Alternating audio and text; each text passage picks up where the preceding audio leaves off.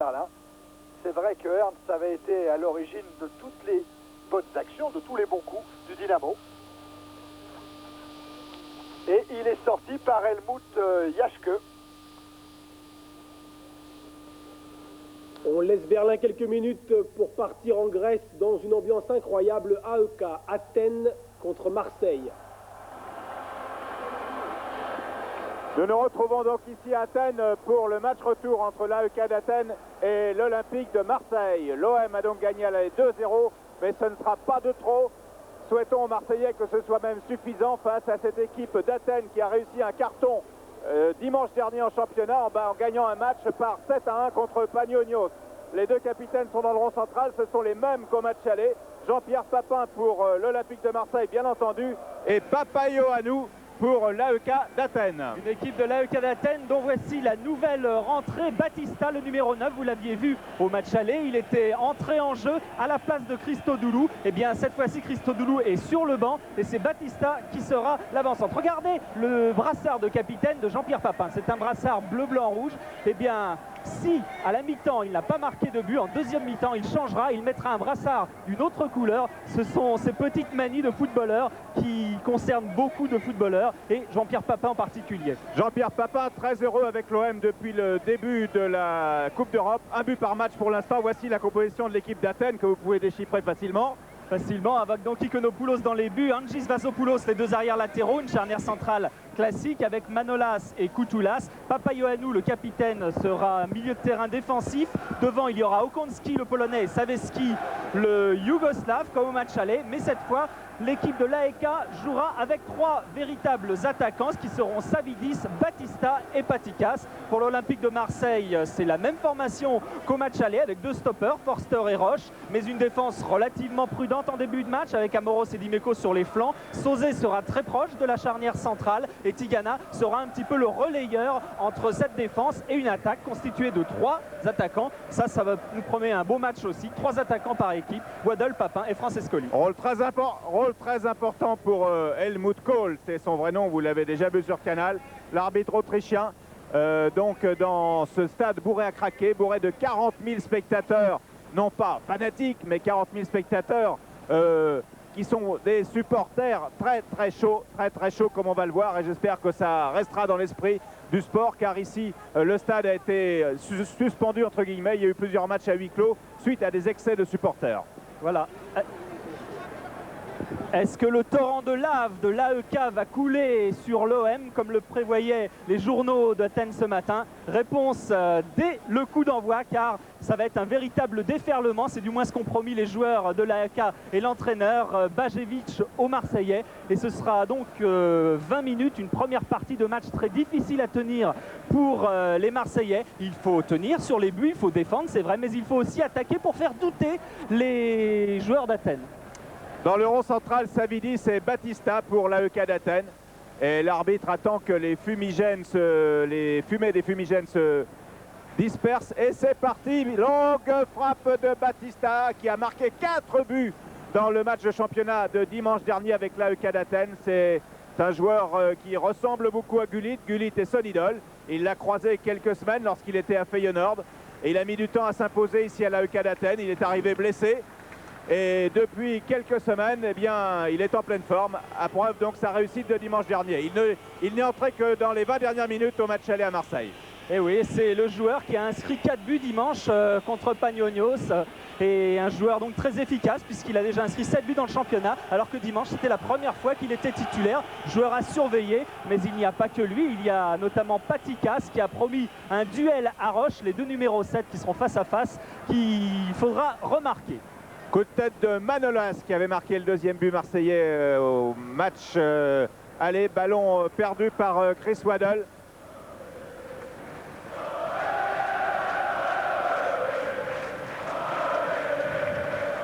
Et on va retrouver Papaioannou. Koutoulas. Saveski. Vassilopoulos.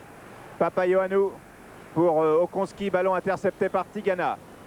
Forster, Waddle avec Amoros, Chris Waddle, Rarement une équipe française n'aura joué dans un tel climat d'hostilité.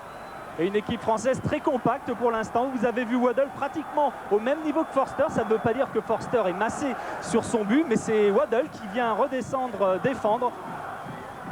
Et Vassilopoulos pour Manolas.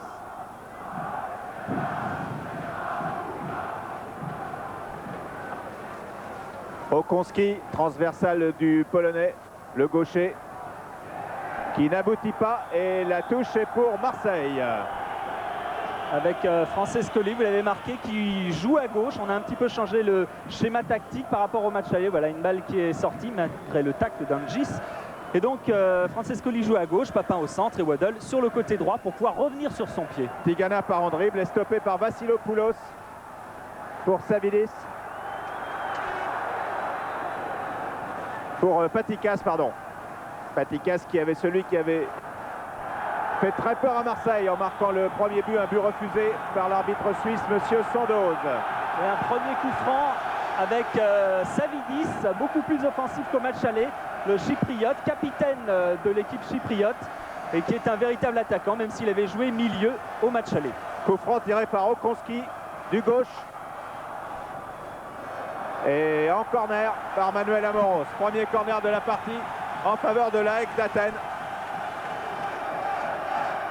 Encore Okonski pour ce coup de pied arrêté. Sortie de Gaëtan War qui boxe bien le ballon.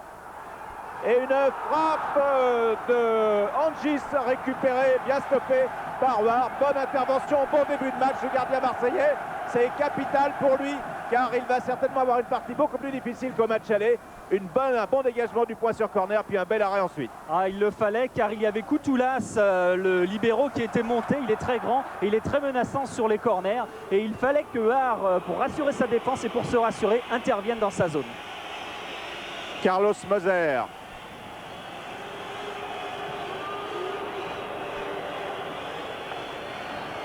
War vers Forster. Forster taclé par Batista. L'arbitre siffle pour une faute de Batista.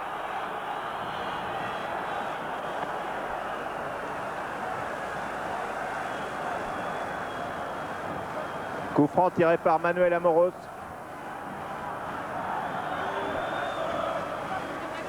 En direction de Jean-Pierre Papin. Coup de tête de Manolas. Savidis. Savidis qui accélère, poursuivi par Eric Dimeco, interception de Dimeco, mais le ballon est toujours pour les Grecs. Attention, Savidis est reparti, il est dans la surface. Attention à ne pas faire de faute de premier but de Batista. Et c'est Gaëtan Huard qui sauve une nouvelle fois dans les pieds de Batista. Et oui, Gaëtan Huard qui cette fois s'est couché sur une balle à terre. Et là encore, regardez sur ce débordement de Savidis qui décidément est partout. Il intervient devant en roche car il y avait effectivement Batista, il y avait également Patikas.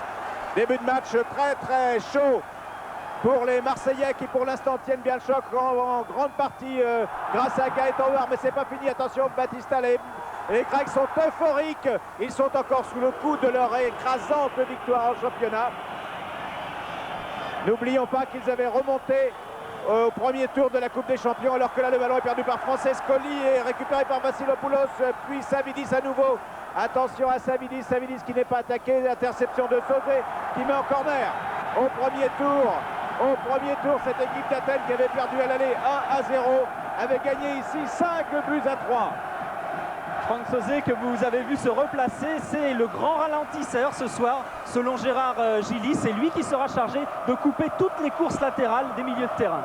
À nouveau corner par Okonski, Gaëtan Huard n'est pas sorti, le ballon est frôlé la tête de Dimeco qui ne l'a pas touché et ce sera une sortie de but. Eric Dimeco qui a failli être pris de vitesse sur ce corner, qui était un peu plus arrêté que son adversaire direct, bien lancé. Et fort heureusement, la balle était assez puissante et n'a pu être atteinte. Eric Dimeco alors que... Saveski est au sol. Le Yougoslave Saveski, dont Osim a déclaré qu'il le sélectionnerait probablement pour le mondial lorsque la Yougoslavie est venue jouer contre Chypre, ici à Athènes, il y a quelques semaines, car c'est un élément en milieu de terrain qui peut être utile à la formation yougoslave. Septième minute de jeu et toujours 0-0. Les 6 premières minutes totalement dominées par l'AEK d'Athènes, alors qu'à Berlin, il y a toujours 0-0 entre Berlin et Monaco et que Thierry Gilardi interviendra quand on le voudra, quand il le voudra et quand en régie à Paris, on nous le demandera, bien entendu. Batista hors-jeu. Hors-jeu de Batista qui a été sifflé un peu tardivement par Helmut Kohl. À la défense marseillaise qui est remontée juste pour mettre hors-jeu Batista. Et encore une fois, ce sont ces courses percutantes très profondes qui ont gêné les Marseillais. Alors que l'entraîneur de l'AEK Athènes, Dusan Bajevic, qui est un ancien joueur de l'AEK Athènes, puisqu'il avait réussi le doublé il y a 10 ans. Mais là, il était capitaine, bien sûr, joueur. C'était en 78, Douchko, et qui est à l'AEK depuis 1 an. Il a déjà été champion, ce qui est un bon résultat. Dégagement de Gaëtan Var avec une faute sur Francescoli de Vassilopoulos et un arbitrage intransigeant de Monsieur Kohl. Monsieur Kohl qui a déjà arbitré l'équipe grecque contre Chypre 3-1 et qui a déjà arbitré Nantes-Bordeaux et Bruges-Monaco l'an dernier en Coupe d'Europe. Dimeco en progrès constant, on le dit à chaque retransmission, une tête de Forster et c'est le premier arrêt pour Ikonomopoulos. Et une banderie de Forster qui est montée. Vous avez vu qu'au match aller, il avait réussi 2 têtes très dangereuses. Une sur corner, l'une sur un centre. Et cette fois, c'est encore lui qui est venu dans les 18 mètres. Et une faute de Roche sur Patikas. Sur Saveski. Voilà, Saveski à nouveau. Savidis. Vassilopoulos.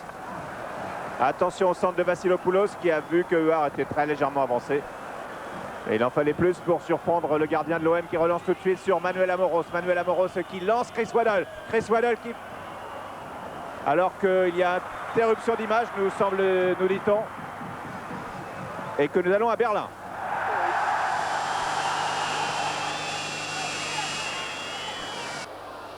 Minutes dans la deuxième mi-temps de la prolongation et toujours 0-0 ici à Berlin, mais avec des monégasques qui se créent les meilleures occasions, qui font l'essentiel du jeu, et la rentrée de Youssouf Fofana à la place de Jean-Marc Ferrach sur son premier ballon. Youssouf Fofana a effacé 2 adversaires sur le côté gauche et a adressé un centre parfait pour José Touré. Youssouf Fofana, le joker d'Arsène Wenger. Dans les dernières minutes de cette rencontre, il peut, avec sa vitesse, avec sa vivacité, déstabiliser la défense est-allemande, souvent lourde.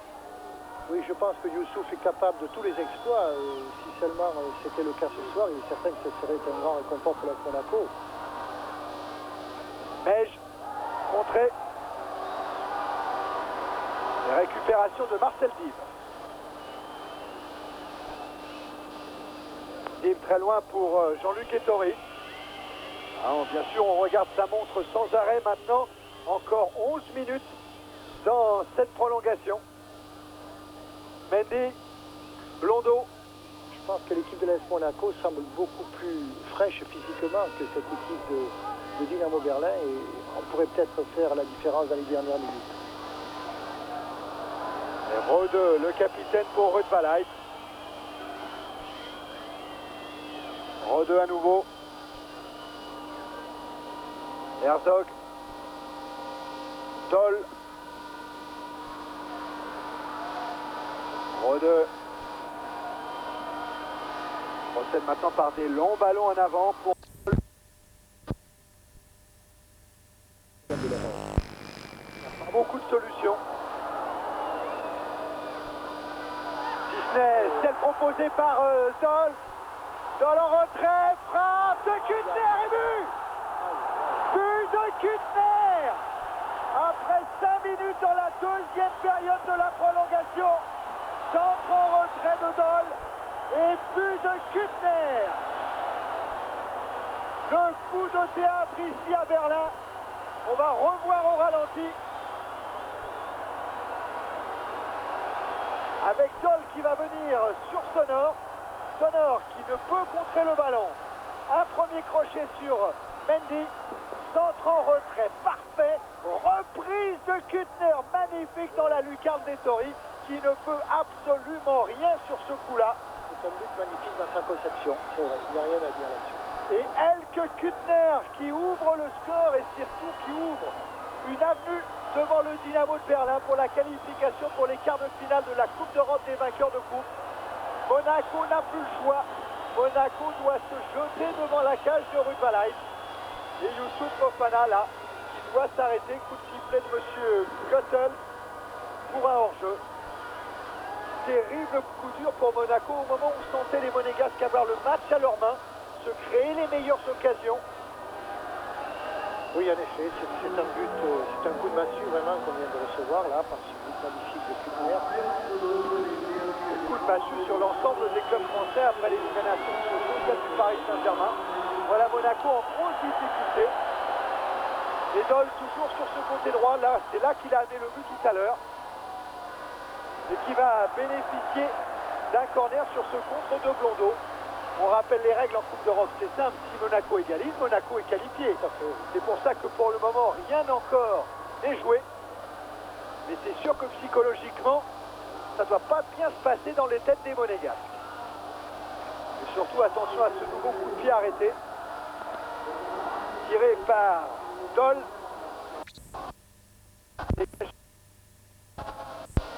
Ce sera cette fois une remise en jeu, une touche en faveur de Berlin. 1-0 donc pour Berlin, but de Kuttner. Monaco qui doit absolument réagir. Remise en jeu effectuée par Anders. José Touré qui lui aussi remet en touche. Ce sont des minutes gagnées par Berlin mais perdues par Monaco, cette succession de touches. Remise en jeu, nouvelle tête de Touré. Kuttner, l'auteur du but. Touré à nouveau, Diaz et Zoffel. Reich. Dégagement de Mendy avec Touré. Ah, c'est vif pour aller chercher le ballon. La fatigue se fait sentir. La fatigue compte double dans ces moments-là. Dib. Mendy. Dib à nouveau. Encore 7 minutes pour égaliser et pour obtenir la qualification, car une chose est sûre, il n'y aura pas de tir au but ici à Berlin.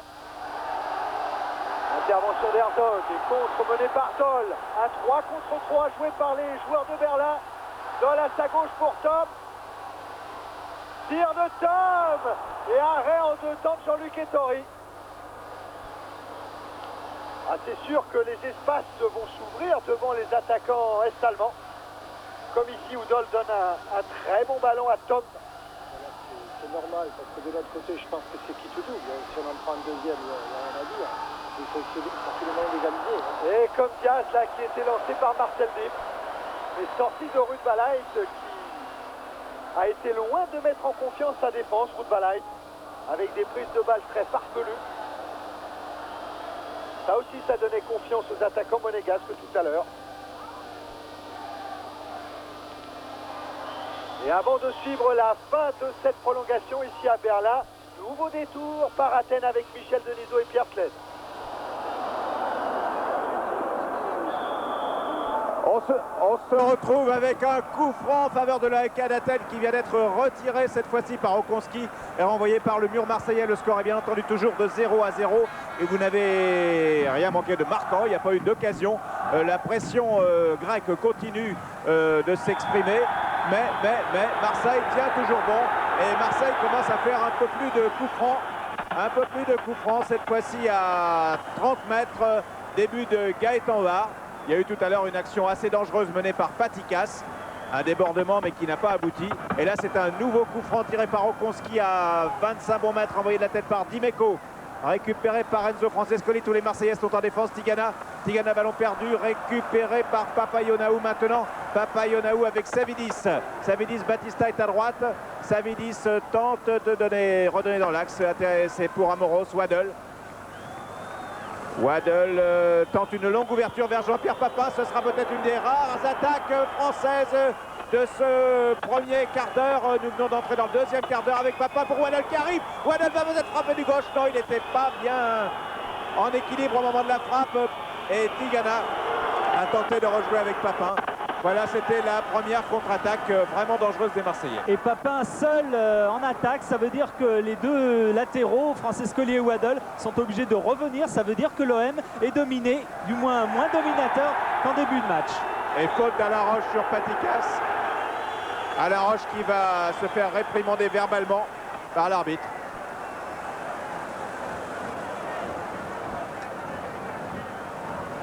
Donc tactique très défensive, imposée aussi, il faut le dire, par les événements pour les Marseillais. Avec maintenant Savidis encore. Savidis très vif, très rapide, qui donne dans le dos de la défense. Saveski était parti juste derrière la charnière centrale de Marseille. Et Savidis, vous l'avez remarqué, qui revient au milieu de terrain pour pouvoir partir de loin. C'est ce qu'il affectionne. C'est un joueur qui est très fort, bien qu'il joue à Chypre. Il a 30 sélections en équipe nationale et c'est le titulaire absolu de cette équipe, même si maintenant il n'en fait plus partie, car il a refusé de jouer le dernier match pour jouer le match avec l'AEK Athènes. Et le sélectionneur chypriote lui a dit bah maintenant c'est terminé, tu préfères jouer avec l'AEK Athènes, et bien tu restes, on n'a plus besoin de toi en équipe chypriote. Et il serait de mauvais goût de la part du football français d'ironiser sur les Chypriotes. Batista. Sauzet. Waddle. Waddle pour Francescoli. Francescoli a une touche de balle avec Tigana. Tigana qui perd le ballon. Batista maintenant. Batista qui part avec Papaionaou. Papaionaou avec Okonski. Okonski pour, attention, avec Badi, oh là là là là. Le juge de touche est intervenu pour signaler une main de Paticas.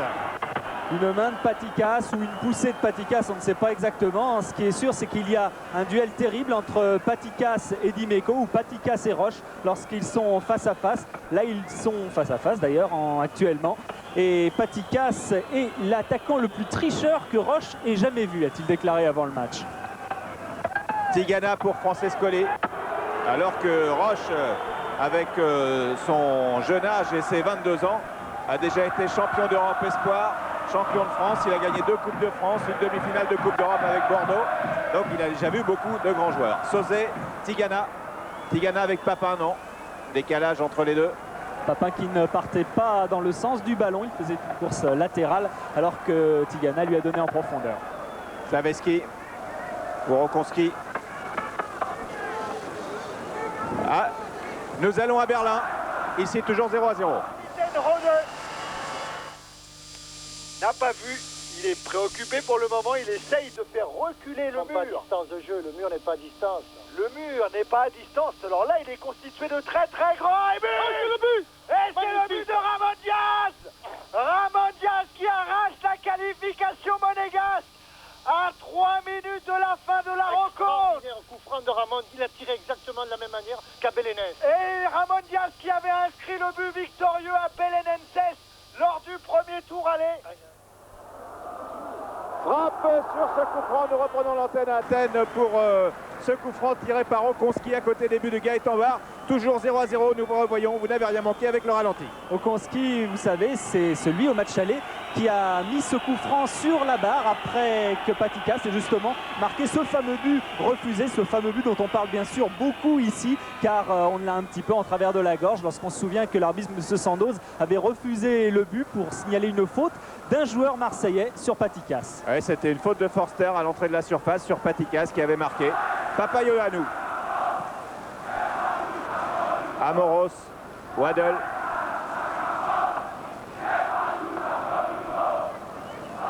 Chris Waddle pour Franck Sauzet. Waddle qui a marqué au cours de la dernière journée de championnat contre Paris Saint-Germain. Sauzet. Sauzet, une faute de Papaioanou, non, qui n'est pas sifflée par Monsieur Paul sur Franck Sauzet qui connaît la Grèce, qui était ici il y a 1 an et demi avec l'équipe de France Espoir, pas sur ce terrain-là, mais à Athènes. Il y avait moins de monde, mais la fin du match avait été très difficile pour les Espoirs qui étaient partis en courant sous des jets de projectiles. Pour l'instant, tout se passe bien. L'arrivée, on vous l'a dit, des Marseillais a été houleuse tout à l'heure, mais sur le terrain, ça va. Et hier, il y a eu un petit peu de monde à l'entraînement. Attention à Batista. Batista qui était face à Moser et Amoros qui n'est pas passé. Et Amoros cherche où est Papin, car seul Papin est en pointe. Et trouve finalement avec lui Carlos Moser qui donne à Chris Waddle. Waddle, Amoros. Amoros, Tigana, Moser et Caroline Forster. Fini à Berlin, donc sur le score de 1 partout, et Monaco est le deuxième club qualifié. C'est confirmé avec ce que vous avez vécu sur Canal ce soir. Qualification d'un deuxième club après l'AJ Auxerre hier, aujourd'hui Monaco, et pour l'instant Marseille est à 0-0. Marseille qui a gagné à l'aller, qui se trouve donc en position de qualifier, mais ça est loin d'être fini car nous en sommes seulement à la 22e minute de jeu, et pour l'instant ça a été 22 minutes quasiment de calvaire pour les Marseillais. Mais justement, les Marseillais ont passé ce cap des 20 minutes qu'ils craignaient énormément, et maintenant sans doute l'étreinte de l'AEK Athènes va se relâcher.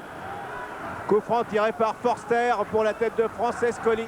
Ballon récupéré par Savidis qui se trouve face à Dimeco. Dimeco qui était, pendant cette action de jeu, allait discuter avec Gérard Gilly. Gérard Gilly qui a dû lui faire remarquer que tout le danger partait de son côté, de Savidis, et qu'il fallait peut-être aller chercher davantage Savidis au marquage, quitte à monter d'un cran et se retrouver à la hauteur de ses propres milieux de terrain. Vassilopoulos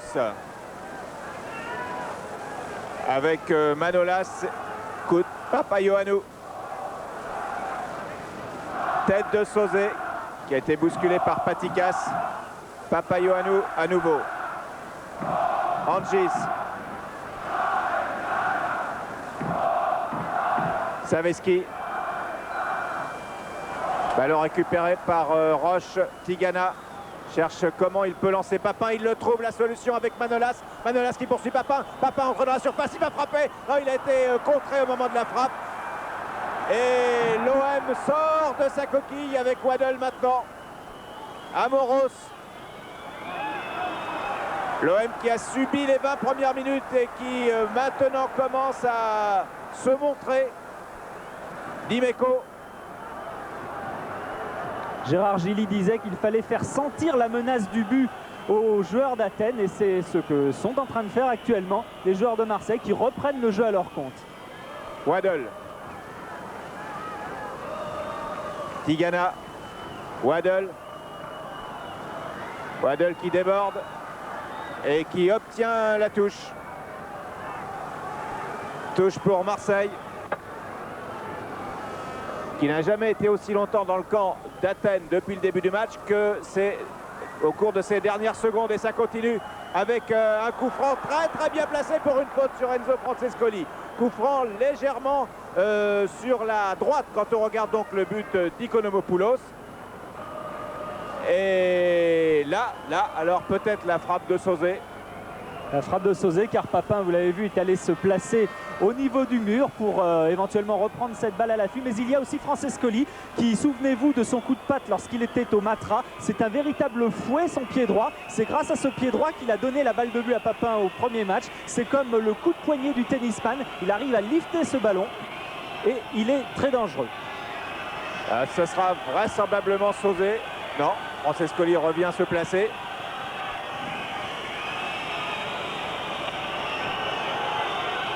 Et Franck Sauzet dans le mur athénien. Ballon récupéré par Alain Roche. Tous les Grecs remontent, mais pas tous. Ils n'étaient pas tous remontés. Batista. Manolas. Koutoulas.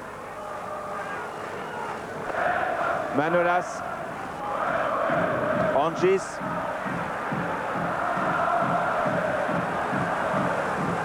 Okonski. Interception de Tigana.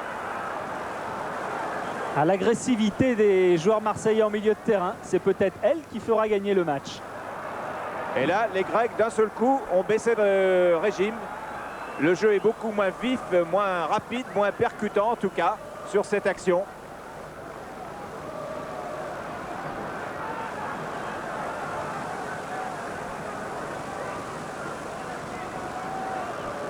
On cherche Okonski que l'on trouve.